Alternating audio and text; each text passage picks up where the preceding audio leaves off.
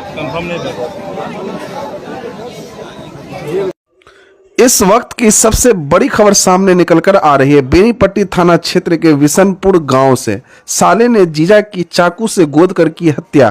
परिजन बोले घर से बुलाकर ले गया था, मर्डर के बाद सड़क किनारे फेंका शव। मधुबनी के बेनीपट्टी थाना क्षेत्र के विशनपुर गांव के धोबी घाट पुल के पास रविवार सुबह एक युवक का खून से लथपथ एक शव मिला। मृतक की पहचान साहर घाट थाना क्षेत्र के त्रिमुहान गांव निवासी नूधो यादव के रूप में हुई है। पुलिस को मौके से मृतक के बाइक, घड़ी और मोबाइल बरामद हुआ।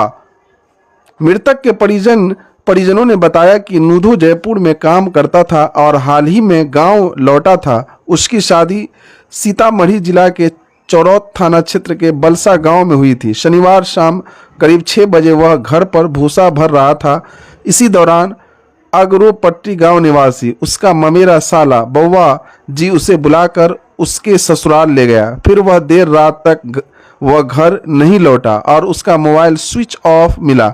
बताया कि बउआ यादव और उसके खुद के साले नवीन यादव उसे घर से बुलाकर ले गया और कुछ लोगों के साथ मिलकर उसकी हत्या कर दी।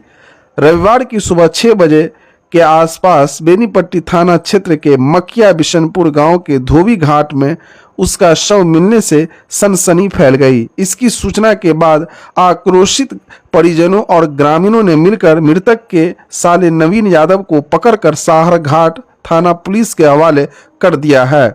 इस वीडियो को आप लोग ज़्यादा से ज़्यादा शेयर करें। मधुबनी जिले में लगातार जो है आए दिन जो है इस तरह की वारदात देखने को मिल रहे हैं। आप लोग क्या सोचते हैं, अपनी प्रतिक्रिया जरूर दें।